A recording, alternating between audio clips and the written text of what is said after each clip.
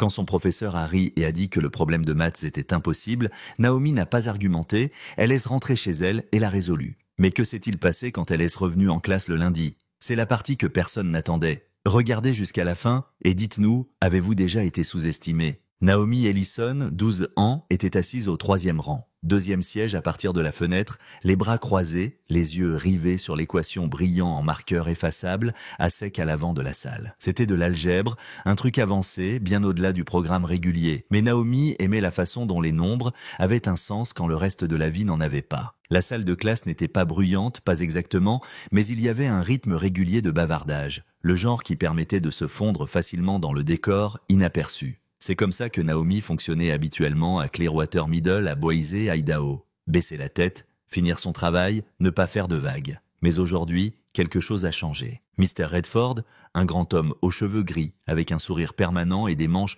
toujours retroussées jusqu'au coude, s'est retourné du tableau et a fait face à la classe. « Très bien », a-t-il dit en tapant le capuchon de son marqueur sur sa paume. « Si quelqu'un peut résoudre ça, je l'appellerai le prochain Einstein. » La classe a ri. Quelques enfants ont levé les yeux au ciel. La plupart ont baissé les yeux sur leur cahier. Les doigts de Naomi ont tressailli. Elle a regardé les nombres à nouveau. Son cerveau traitait les étapes en silence. Puis, lentement, elle a levé la main. Mr. Redford a cligné des yeux une fois. « Ellison » a-t-il dit, son nom comme si ça le surprenait, comme s'il avait peut-être oublié qu'elle était même là. « Tu veux tenter le coup ?» Naomi a hoché la tête, sa voix coincée quelque part derrière ses côtes. « Oh » a-t-il dit, souriant maintenant. « Eh bien, celui-là est impossible, ne perdons pas de temps. » Quelques élèves ont reniflé. Un garçon près du fond a lâché un faux rire aigu. Les joues de Naomi ont brûlé. Elle n'a pas baissé la main. Elle a juste regardé Mr. Redford, les yeux fixes, silencieux, mais immobiles. Il a agité une main. « C'est bon, passons à autre chose. » Mais ce n'était pas bon. Naomi a laissé tomber sa main, lentement, prudemment, comme repliant une aile. Le moment est passé, mais quelque chose est resté en elle. Pas de la colère exactement, pas même de la honte, juste quelque chose qui avait besoin d'air. Mr. Redford a griffonné le problème suivant, parlant trop vite. Le reste de la classe a suivi. Naomi n'a pas bougé. Elle a gardé les yeux sur ce premier problème. Elle savait ce que c'était d'être sous-estimée. Ce n'était pas nouveau. Elle était l'une des 3 élèves noires de toute la promotion et la seule dans cette classe de maths honorifique. Les professeurs lui souriaient, bien sûr, mais c'était le genre mince. Le genre qui dit bonne fille, mais ne s'attend pas vraiment à grand-chose. Et Mr. Redford, il ne l'appelait jamais, sauf s'il y était obligé. Une fille 2 sièges plus loin a chuchoté quelque chose derrière sa main. Naomi n'a pas entendu les mots, mais elle les a sentis atterrir. Rire à nouveau. Le rire trouve toujours la cible facile. La cloche a sonné. Les sacs à dos ont été fermés à glissière. Les chaises ont raclé le carrelage. Naomi s'est levée, lentement, attendant que la cohue se dissipe. Mr. Redford a remis le capuchon sur son marqueur et s'est tournée pour essuyer le tableau. Elle n'est pas partie. « Mr. Redford » a-t-elle dit. Il s'est retourné à moitié, surpris de la voir encore là. « Oui ? Puis-je avoir ce problème ?»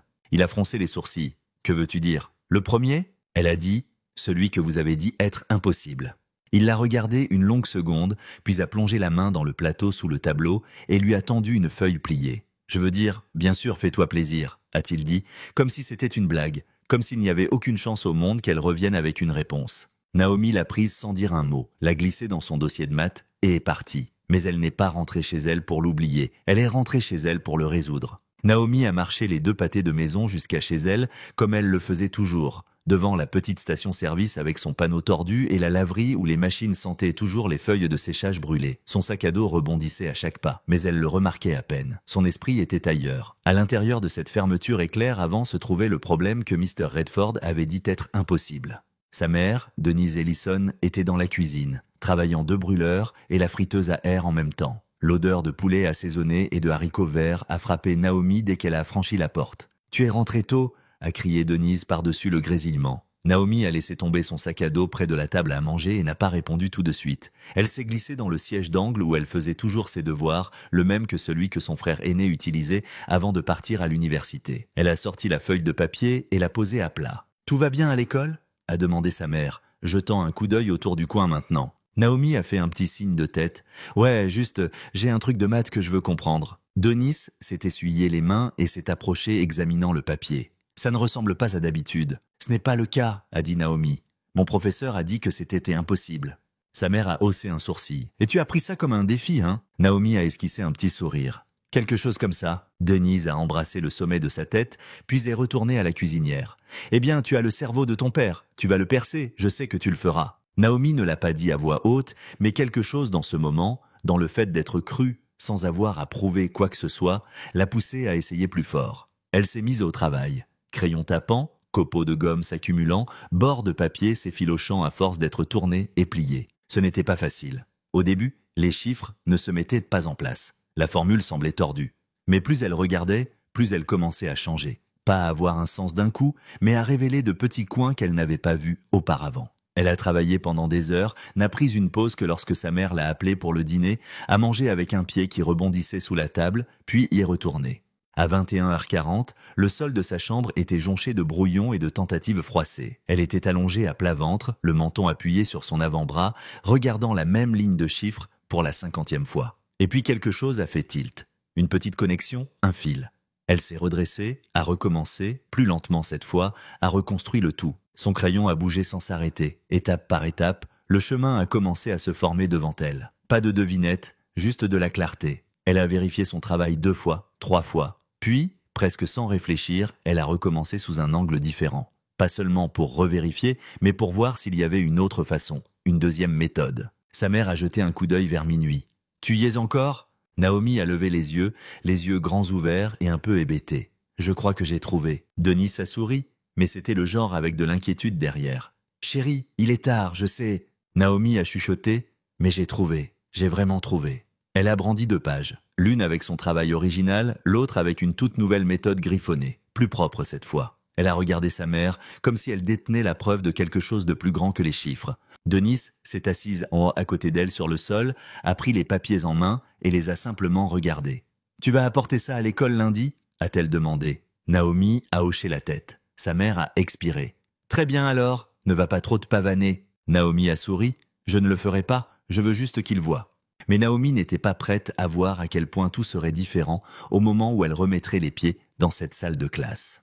Le samedi est arrivé et reparti comme un éclair. Naomi n'a pas fait la grasse matinée comme elle le faisait d'habitude. À 7h30, elle était déjà de nouveau à la table de la cuisine, ses papiers étalés en piles ordonnées. Elle avait taillé 4 crayons. Sa calculatrice était à côté de son cahier, mais elle ne l'utilisait que pour vérifier, jamais pour la guider. Sa mère la regardait depuis la porte, une tasse de café à la main. « Tu es sûr de ne pas vouloir aller au centre de loisirs ? Ils font cette démo de robotique aujourd'hui. » Naomi a secoué la tête sans lever les yeux. « Peut-être la prochaine fois ?» Denis a regardé quelques secondes de plus, puis a laissé tomber. Naomi ne perdait pas de temps. Elle était en train de travailler sur quelque chose que seule elle pouvait voir. Sa petite sœur, Zoé, a dansé dans le salon plus tard cet après-midi, traînant une couverture et faisant semblant que c'était une cape royale. Naomi a-t-elle chanté « Viens être mon magicien des maths ».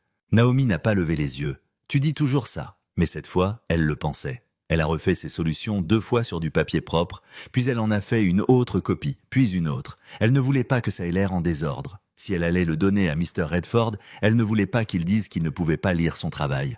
Elle a même pensé à le taper. Le dimanche matin, elle avait 2 dossiers, un avec ses notes manuscrites originales, imparfaites, effacées, brutes, et une version propre avec les 2 solutions clairement encadrées, les étapes étiquetées dans une écriture soignée. Elle a écrit son nom en petits caractères dans le coin supérieur droit de chaque page. Mais quelque chose continuait de la tracasser.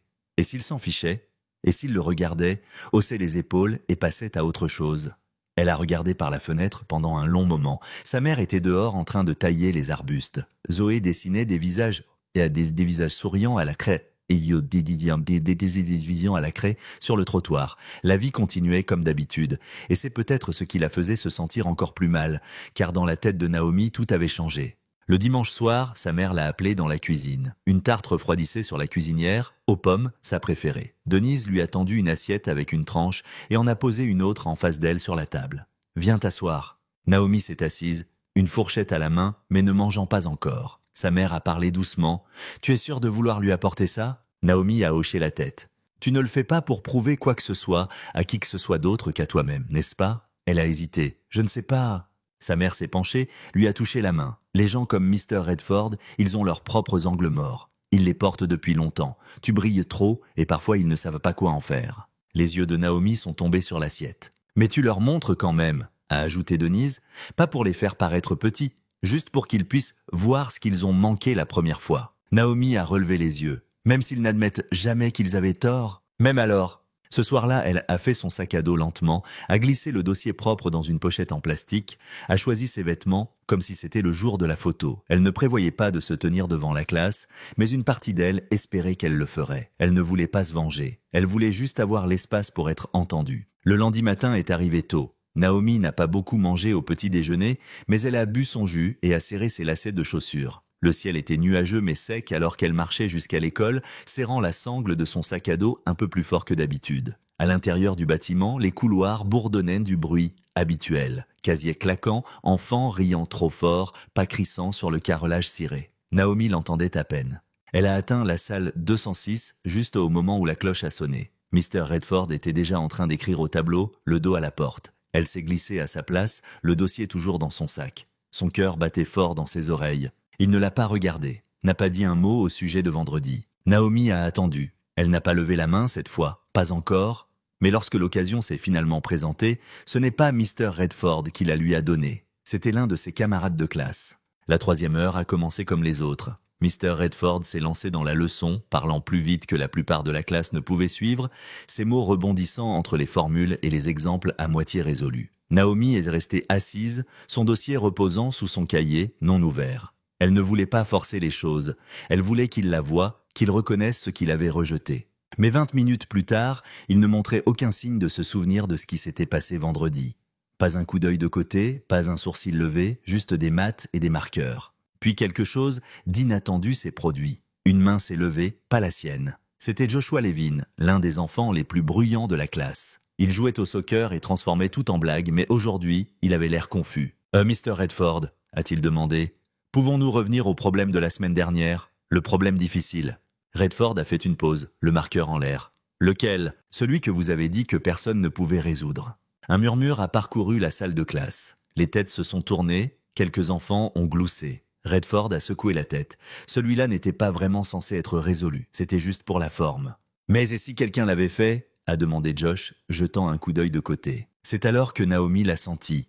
Une demi-douzaine de paires d'yeux glissant vers elle, elle n'a pas bougé, sa main ne s'est pas levée, pas encore. Mr. Redford a ri un peu. « Eh bien, je suppose qu'il serait plus intelligent que moi. » La salle s'est tue, Naomi a sorti le dossier de son sac lentement et délibérément. Ses mains n'ont pas tremblé, pas cette fois. Elle a levé la main haut, droite, confiante. Redford a hésité. Son regard a croisé le sien et pendant une seconde, l'air a semblé lourd. « Tu veux essayer maintenant ?» a-t-il demandé. Naomi n'a pas dit un mot. Elle s'est levée et s'est dirigée vers l'avant de la classe, le dossier à la main. Personne n'a chuchoté, personne n'a ri. Elle a ouvert le dossier et a posé les papiers sur le bureau, puis elle a pris un marqueur noir propre et s'est tournée vers le tableau. L'équation était encore faiblement visible sous la nouvelle écriture.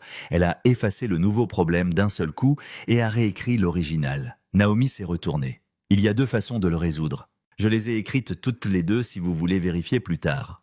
Redford a cligné des yeux. Il a fait un pas en arrière, lui faisant signe de continuer. Elle ne l'a plus regardé. Naomi a fait face au tableau et a commencé à expliquer. Sa voix n'était pas forte, mais elle portait, claire, stable. Elle a parcouru la première méthode, étiquetant chaque étape au fur et à mesure. Elle s'est arrêtée pour demander « Tout le monde suit jusqu'à présent ?»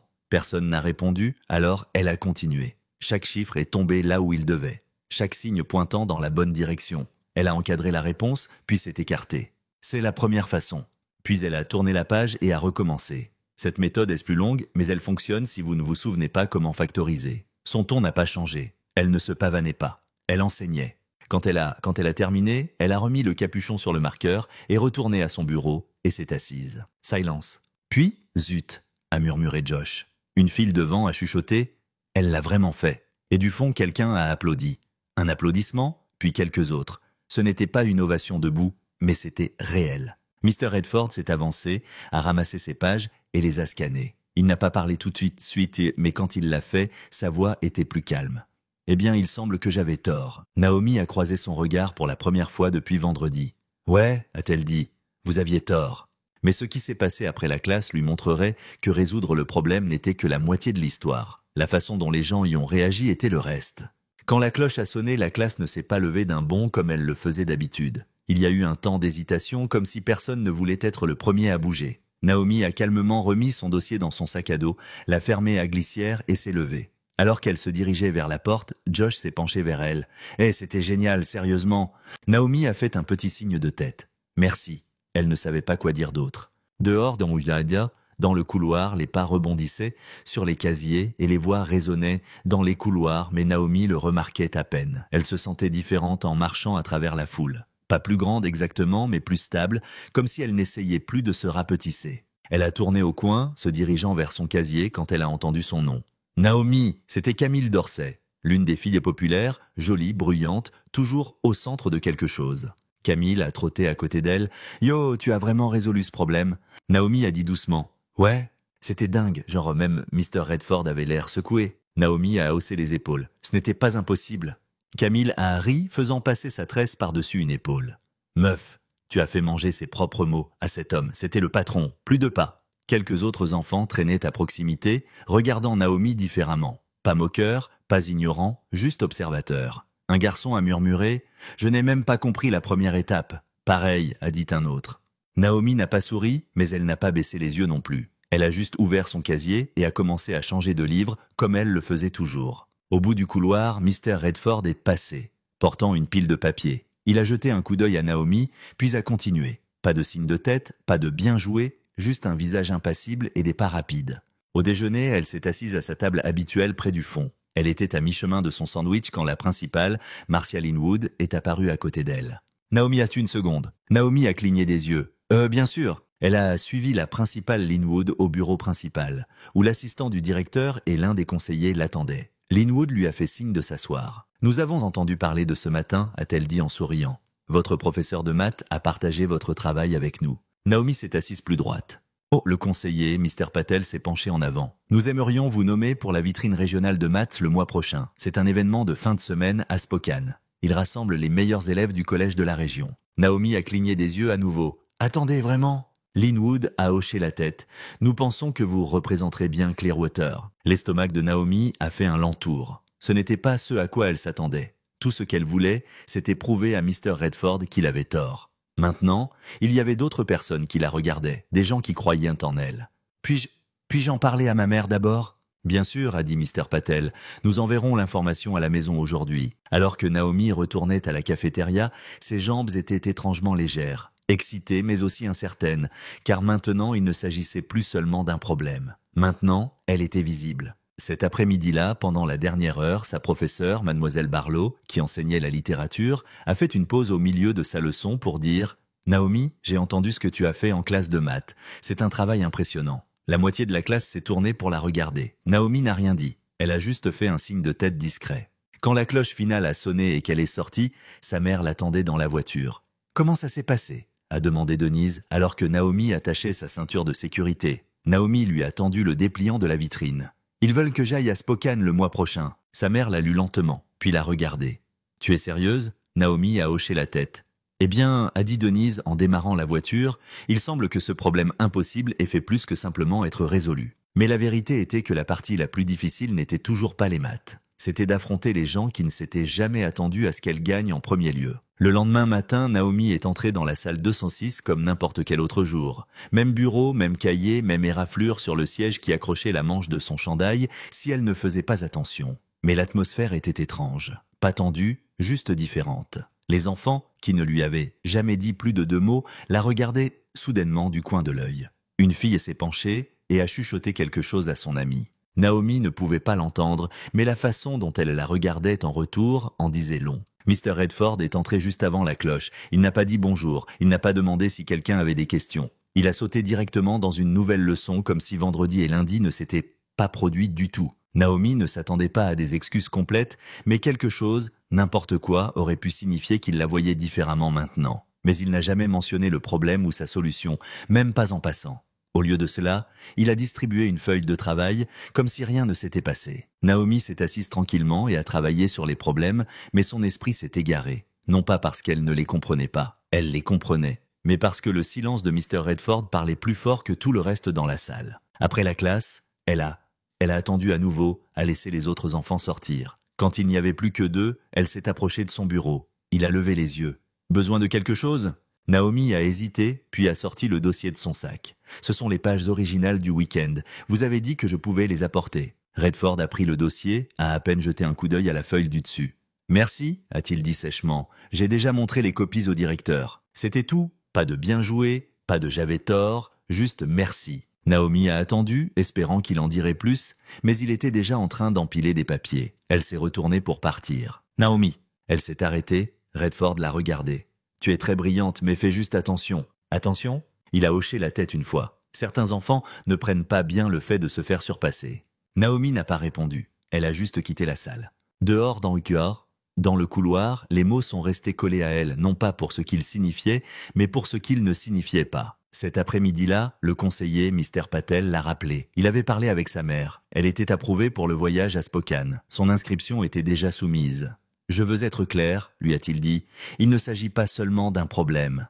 Il s'agit de la façon dont tu penses, de la façon dont tu raisonnes. Ce n'est pas quelque chose que tu peux simuler. » Naomi a hoché la tête. « Mais je veux aussi que tu saches », a-t-il ajouté, se penchant légèrement en avant. « Tu rencontreras des gens à cet événement qui n'ont jamais eu à se battre pour être vus. Ne te laisse pas déstabiliser par ça. » Il a souri. « Bien. » Ce soir-là, à la maison, Naomi s'est assise à la table de la cuisine à nouveau, pas avec un problème, juste avec ses pensées. Sa mère est venue, une tasse de thé à la main, et s'est assise en face d'elle. « Ça va ?» Naomi a hésité. « Je pensais qu'il dirait quelque chose. Redford ? Ouais, je pensais qu'après tout ça, il admettrait au moins qu'il avait tort. » Sa mère ne s'est pas empressée de répondre. Puis elle a dit « Certains sont plus à l'aise de douter de toi que d'admettre qu'ils t'ont mal jugé. » Naomi a hoché la tête lentement. « Mais ce que tu as fait, tu n'as pas seulement résolu ce problème. Tu t'es tenu devant une salle pleine de gens qui ne s'attendaient pas à ce que tu le fasses, et tu l'as fait quand même. C'est important. » Naomi a levé les yeux. « Je pense que je lui ai fait peur. » Denis a souri. « Bien, parfois, les gens ont besoin d'être un peu secoués pour voir clairement. » Naomi n'a pas souri en retour tout de suite, mais elle a pris son dossier et a recommencé à écrire tranquillement. Mais avant de pouvoir aller de l'avant complètement, elle avait encore une décision à prendre, le genre qui définirait non seulement le type d'élève qu'elle était, mais le type de personne qu'elle voulait être. 2 jours plus tard, Naomi se tenait à la cafétéria en tenant son plateau, scrutant les tables. Pour une fois, il y avait des places libres près de l'avant. Les enfants, qui ne la remarquaient jamais, se sont maintenant écartés comme s'ils réservaient des places. Mais elle les a dépassés et a trouvé sa place habituelle au fond près du mur d'angle avec la fresque délavée des chaînes de montagne. Elle n'essayait pas d'être dramatique. Elle n'avait juste pas envie de jouer le jeu. Alors qu'elle s'asseyait, une voix l'a appelée de derrière. « Yo, Naomi !» C'était Josh. Il s'est glissé sur le siège en face d'elle, une pomme à moitié mangée dans une main. « Tu vas à Spokane, n'est-ce pas ?» Naomi a hoché la tête. « C'est dingue, tu es nerveuse ?» « Un peu. » Josh a haussé les épaules. « Tu ne devrais pas l'être, je veux dire, tu as anéanti ce problème 2 fois. » Naomi a levé les yeux. Ce n'était pas à propos du problème. Josh a haussé un sourcil. « Alors, c'était à propos de quoi ?» Elle a réfléchi une seconde. C'était à propos d'être autorisée à essayer. Josh s'est tu. Il a mâché sa pomme plus lentement. « C'est vrai, a-t-il dit. Certains d'entre nous n'y pensent jamais. » Naomi lui a adressé un petit sourire. « C'est un peu le problème. » Il a ri à voix basse, a secoué la tête. « Mec, j'aimerais avoir ton cerveau. » « Non, a-t-elle dit, en souriant toujours. Tu devrais vouloir ton propre cerveau. Tu dois juste lui faire confiance. » Plus tard cet après-midi-là, Naomi était assise devant son cahier ouvert pendant la période d'études. Elle n'écrivait pas des équations. Elle écrivait des pensées, des questions, des phrases qui rebondissaient dans son esprit depuis des jours. Des choses comme « À quoi ressemble le fait d'être intelligent aux yeux des gens ?» ou « Pourquoi la confiance est-elle confondue avec l'arrogance si elle vient de la mauvaise personne ?» Et si le but n'était pas de prouver que tu es capable, mais de le savoir, même si personne d'autre ne le voit encore. Elle écrivait encore quand Mademoiselle Barlow est venue et a doucement tapé sur le bureau. « Tu as eu toute une semaine, Naomi. » Elle a levé les yeux. « Ouais, j'espère que tu sais que tu as enseigné plus que juste à ta classe. » Naomi n'a rien dit, mais les mots sont restés avec elle. Vendredi, les choses se sont calmées. Les enfants ont cessé de fixer. Les professeurs ont cessé de chuchoter. Mais quelque chose avait changé, pas en eux, en elle. Elle marchait différemment, pas plus fort, mais plus fort. En sortant cet après-midi-là, elle est passée devant la salle 206. Mr. Redford était en train de corriger des papiers, la porte à moitié ouverte. Elle s'est arrêtée, à regarder à l'intérieur. Il ne l'a pas vue. Elle aurait pu entrer, dire quelque chose, poser une question, essayer une dernière fois de lui faire reconnaître ce qui s'était passé. Mais elle ne l'a pas fait, pas par peur, parce qu'elle n'avait plus besoin de sa permission pour croire en elle-même. Ce week-end-là, sa mère l'a emmenée faire du shopping pour un manteau d'hiver. Spokane en février n'allait pas être tendre. Elles en ont trouvé un en liquidation, bleu marine avec une doublure douce. Naomi l'a essayé et s'est regardée dans le miroir pendant un moment. Denise se tenait derrière elle. « Tu es prête ?» Naomi a hoché la tête. « Ouais. » Ce soir-là, alors qu'elle faisait leur valise pour le voyage, Denise lui a tendu une note pliée.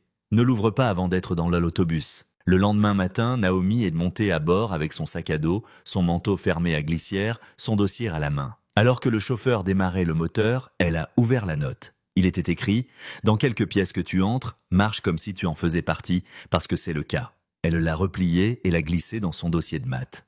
L'autobus s'est éloigné du trottoir et Naomi a regardé par la fenêtre, non pas pour regarder ce qu'elle laissait derrière elle, mais pour imaginer ce qu'elle pourrait construire ensuite. L'histoire de Naomi m'a appris quelque chose de puissant. Parfois, tu n'as pas besoin de crier pour être entendu, tu as juste besoin de rester ferme et de laisser tes actions parler. Ce qui a rendu Naomi remarquable, ce n'est pas seulement d'avoir résolu le problème, mais la façon dont elle a affronté le rejet avec force tranquille et détermination.